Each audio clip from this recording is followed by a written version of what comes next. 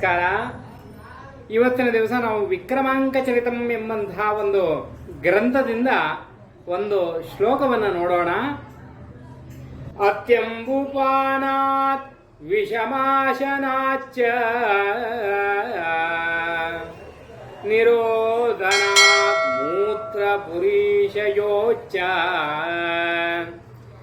ದಿವಾಚ ಸ್ವಾಪಾದ್ನಿಶಿಜಾಗರಾಚ್ಚ ಷಡ್ಭಿಪ್ರಕಾರೈ ಪ್ರಭವಂತಿ ರೋಗಾಃ.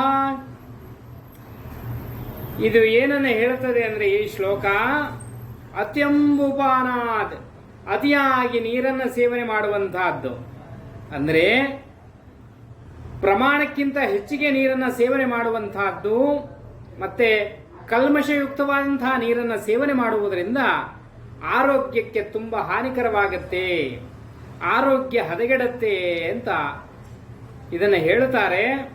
ಆಮೇಲೆ ಹೊತ್ತನ್ನು ಮೀರಿ ಊಟ ಮಾಡುವಂತಹದ್ದು, ಅಂದರೆ ಸರಿಯಾದ ವೇಳೆಗೆ ಊಟವನ್ನು ಮಾಡದೇ ಇರುವಂತಹದ್ದು, ಪದ್ಧತಿ ಪ್ರಕಾರವಾಗಿ ಊಟವನ್ನು ಮಾಡದೇ ಇರುವಂತಹದ್ದು, ವೇಳೆಗೆ ಸರಿಯಾಗಿ ಊಟವನ್ನು ಮಾಡದೇ ಇರುವಂತಹದ್ದು ಸಹಿತ ಅನಾರೋಗ್ಯಕ್ಕೆ ಮೂಲ ಕಾರಣವಾಗತ್ತೆ ಅಂತ ಹೇಳ್ತಾರೆ.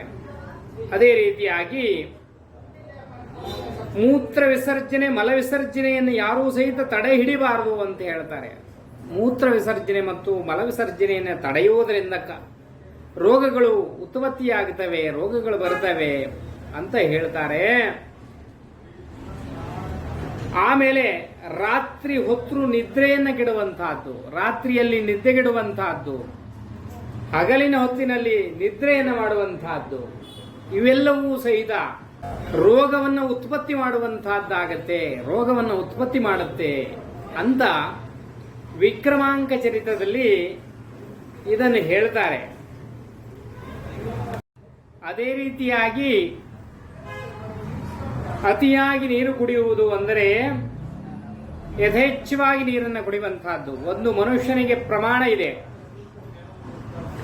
ನೀರನ್ನು ಸೇವನೆ ಮಾಡಲಿಕ್ಕೆ ಒಂದು ಪ್ರಮಾಣ ಇದೆ. ಅಷ್ಟು ಪ್ರಮಾಣದಲ್ಲಿ ನೀರನ್ನು ಸೇವನೆ ಮಾಡಿದರೆ ಮಾತ್ರ ಆರೋಗ್ಯಕ್ಕೆ ಒಳ್ಳೆಯದಾಗಿರುತ್ತೆ. ಅದರ ಆ ಪ್ರಮಾಣವನ್ನು ಮೀರಿದರೆ ನಾವು ಆರೋಗ್ಯ ಹದಗೆಡುತ್ತೆ ಅಂತ ಹೇಳ್ತಾರೆ. ಯಾವ ಪ್ರಮಾಣ ಅಂದರೆ 20 kg ಇದ್ದರೆ 1 ಲೀಟರ್ ನೀರನ್ನು ಕುಡಿಬೇಕು. ಅದೇ ರೀತಿಯಾಗಿ ಮುಂದೆ ಅವನ ತೂಕ ಎಷ್ಟಿದೆಯೋ ಆ ಪ್ರಮಾಣದಲ್ಲಿ ಅವನು ನೀರನ್ನು ಹೆಚ್ಚಿಗೆ ಮಾಡಿಕೊಳ್ತಾ ಹೋಗಬೇಕು. 20 kg 40 kgಗೆ 2 ಲೀಟರ್ ನೀರು, 60 kgಗೆ 3 ಲೀಟರ್ ನೀರು, 80 kgಗೆ 4 ಲೀಟರ್ ನೀರು, 100 kg ಇದೆ ಅಂದರೆ 5 ಲೀಟರ್ ನೀರನ್ನು ಕುಡಿಬೇಕು. ಅಜೀರ್ಣೇ ಭೇಷಜಂ ವಾರಿ ಜೀರ್ಣೇ ವಾರಿ ಬಲಪ್ರದಂ ಅಂತ ಹೇಳ್ತಾರೆ. ಅಂದರೆ ಅಜೀರ್ಣೇ ಭೇಷಜಂ ವಾರಿ ಜೀರ್ಣೇ ವಾರಿ ಬಲಪ್ರದಂ. ಅಜೀರ್ಣವಾಗಿದ್ರೆ ನೀರನ್ನು ಕುಡಿದ್ರೆ ಜೀರ್ಣ ಆಗತ್ತೆ ಅಂತ ಹೇಳ್ತಾರೆ. ಜೀರ್ಣೇ ವಾರಿ ಬಲಪ್ರದಂ, ಜೀರ್ಣವಾದ ಮೇಲೆ ನೀರನ್ನು ಕುಡಿದರೆ ಬಲವನ್ನು ಕೊಡುತ್ತೆ ಅಂತ ಹೇಳ್ತಾರೆ. ಆಮೇಲೆ ಇವೆಲ್ಲ ಆದಮೇಲೆ ನೀರು ಕುಡಿದ್ರೆ ಏನಾಗುತ್ತೆ, ಇರೋ ಬಲ ಹೋಗತ್ತೆ. ಅದಕ್ಕೋಸ್ಕರವಾಗಿ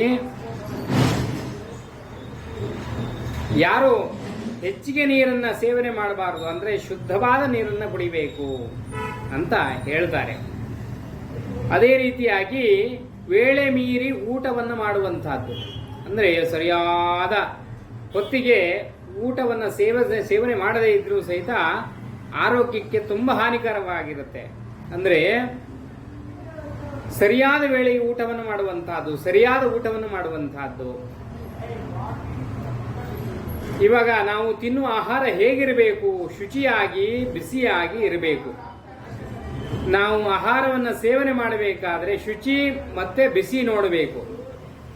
ನಾವು ಇದನ್ನು ಯಾವುದು ನೋಡ್ತಾ ಇಲ್ಲ, ರುಚಿಯನ್ನು ಮಾತ್ರ ನೋಡ್ತಾ ಇದ್ದೇವೆ, ಶುಚಿಯನ್ನು ನೋಡ್ತಾ ಇಲ್ಲ. ಎಲ್ಲಂದ್ರೆ ಅಲ್ಲಿ ತಿಂತಾ ಇದ್ದೇವೆ ಆಹಾರವನ್ನ. ಆ ರೀತಿಯಲ್ಲಿ ತಿನ್ನಬಾರದು ಅಂತ ಹೇಳ್ತಾರೆ. ಆಮೇಲೆ ಸರಿಯಾದ ಹೊತ್ತಿನಲ್ಲಿ ತಿನ್ನಬೇಕು, ಸರಿಯಾದದ್ದನ್ನು ತಿನ್ನಬೇಕು ಆವಾಗ ಮಾತ್ರ ಆರೋಗ್ಯ ಸರಿಯಾಗಿರುತ್ತೆ ಅಂತ ಹೇಳ್ತಾರೆ. ಆಹಾರದ ವೇಳೆ ನಾವು ಸರಿಯಾದ ರೀತಿಯಲ್ಲಿ ಆರೋಗ್ಯವನ್ನು ನೋಡಬೇಕು ನಾವು. ಇಲ್ಲ ಅಂದ್ರೆ ತುಂಬ ಕೆಡುಕುಂಟಾಗತ್ತೆ. ಆರೋಗ್ಯವಂತರಾಗಿಲ್ಲ ಅಂದ್ರೆ ಎಲ್ಲವೂ ಸಹಿತ ಶೂನ್ಯವಾಗುತ್ತೆ.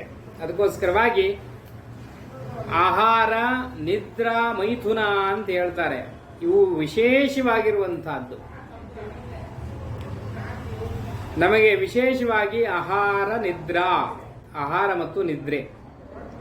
ಆಮೇಲೆ ಮಲಮೂತ್ರವನ್ನು ವಿಸರ್ಜನೆ ಮಾಡುವನ್ನ ತಡೆಗಟ್ಟುವಂತಹದ್ದು. ತಡೆ ಹಿಡಿಬಾರದು, ಅದನ್ನ ಮಲವನ್ನ ಮತ್ತು ಮೂತ್ರವನ್ನ ತಡೆ ಹಿಡಿಬಾರದು ಅಂತ ಹೇಳ್ತಾರೆ. ಮೂತ್ರ ವಿಸರ್ಜನೆಗೆ ನಮಗೆ ಮೂತ್ರ ಬಂದಾವಾಗ ಮೂತ್ರ ವಿಸರ್ಜನೆ ಮಾಡಿಬಿಡಬೇಕು, ಮಲ ಬಂದಾವಾಗ ಮಲ ವಿಸರ್ಜನೆಯನ್ನು ಮಾಡಿಬಿಡಬೇಕು.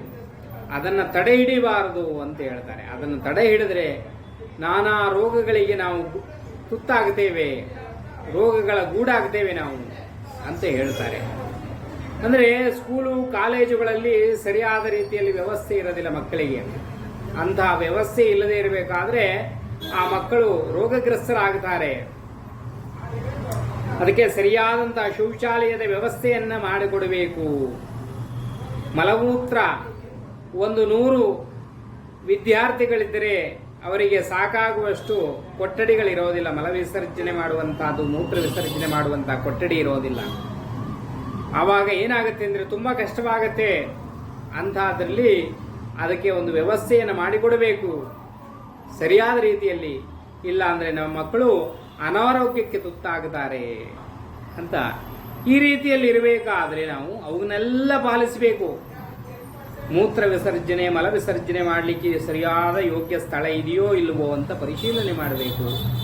ಆಮೇಲೆ ಅವರಿಗೂ ಹೇಳಬೇಕು ಸರಿಯಾದ ರೀತಿಯಲ್ಲಿ ಮೂತ್ರ ಮಲ ವಿಸರ್ಜನೆಯನ್ನು ಮಾಡಿಕೊಳ್ಬೇಕು ಅಂತ ಮಕ್ಕಳಿಗೆ ನಾವು ತಿಳಿಸ್ಬೇಕು, ಹೇಳಬೇಕು. ಇಲ್ಲ ಅಂದ್ರೆ ಅವರಿಗೆ ಗೊತ್ತಾಗೋದಿಲ್ಲ. ಅದರಿಂದಲೂ ಸಹಿತ ಆರೋಗ್ಯ ಹದಗೆಡುತ್ತೆ. ಆಮೇಲೆ ಹಗಲಿನ ಹೊತ್ತಿನಲ್ಲಿ ನಿದ್ರೆ ಮಾಡುವಂತಹದ್ದು, ಇದೂ ಸಹಿತ ಅನಾರೋಗ್ಯಕ್ಕೆ ಕಾರಣವಾಗುತ್ತಾರೆ. ರಾತ್ರಿ ಹೊತ್ತು ನಿದ್ದೆಗೆಡುವಂತಹದ್ದು, ಇದೂ ಸಹಿತ ಅನಾರೋಗ್ಯಕ್ಕೆ ತುತ್ತಾಗುವಂತಹ ಒಂದು ಲಕ್ಷಣಗಳು. ಯಾರು ಹಗಲಿನ ಹೊತ್ತು ನಿದ್ದೆ ಮಾಡ್ತಾರೋ ಅವರೂ ಸಹಿತ ಅನಾರೋಗ್ಯಕ್ಕೆ ತುತ್ತಾಗ್ತಾರೆ. ಅದೇ ರೀತಿಯಾಗಿ ರಾತ್ರಿ ಯಾರು ನಿದ್ದೆಗೆಡ್ತಾರೋ ಅವರೂ ಸಹಿತ ಅನಾರೋಗ್ಯಕ್ಕೆ ತುತ್ತಾಗ್ತಾರೆ ಅಂತ ಹೇಳ್ತಾರೆ. ಇದನ್ನ ರೋಗದ ಮೂಲ ಅಂತ ಕರೀತಾರೆ. ಇದನ್ನ ಯಾರು ಇವನ್ನ ಮಾಡುತ್ತಾರೋ ಅಲ್ಲಿಂದ ರೋಗ ಉತ್ಪತ್ತಿಯಾಗತ್ತೆ ಅಂತ ಹೇಳ್ತಾರೆ. ಅದಕ್ಕೋಸ್ಕರವಾಗಿ ಇವನ್ನೆಲ್ಲ ಯಾರು ಮಾಡಬೇಡಿ. ಸರಿಯಾದ ನಮಗೆ ಎಷ್ಟು ಬೇಕೋ ಅಷ್ಟನ್ನು ಮಾತ್ರ ನೀರನ್ನು ಸೇವನೆ ಮಾಡಬೇಕು. ನಮಗೆ ಎಷ್ಟು ಬೇಕೋ ಅಷ್ಟು ಆಹಾರವನ್ನು ಸೇವನೆ ಮಾಡಬೇಕು. ಸರಿಯಾದ ಹೊತ್ತಿನಲ್ಲಿ ಆಹಾರವನ್ನು ಸೇವನೆ ಮಾಡಬೇಕು. ಆಮೇಲೆ ಮಲಮೂತ್ರ ವಿಸರ್ಜನೆಯನ್ನ ಸರಿಯಾದ ರೀತಿಯಲ್ಲಿ ಮಾಡಬೇಕು. ಅಂದ್ರೆ ಯಾವಾಗ ನಮಗೆ ಮೂತ್ರ ವಿಸರ್ಜನೆ ಮಾಡಬೇಕು ಅನ್ಸತ್ತೋ ಆವಾಗ ಹೋಗಿ ಮಾಡಿಬಿಡಬೇಕು. ಅದನ್ನು ಕಟ್ಟಿ ಹಿಡಿಬಾರದು, ಮಲ ವಿಸರ್ಜನೆಯನ್ನು ಕಟ್ಟಿ ಹಿಡಿಬಾರದು. ಆಮೇಲೆ ನಿದ್ರೆಯನ್ನ ರಾತ್ರಿ ಹೊತ್ತಿನಲ್ಲಿಯೇ ಮಾಡಬೇಕು, ಹಗಲೊತ್ತಿನಲ್ಲಿ ನಾವು ಮಾಡಬಾರದು ನಿದ್ದೆಯನ್ನ.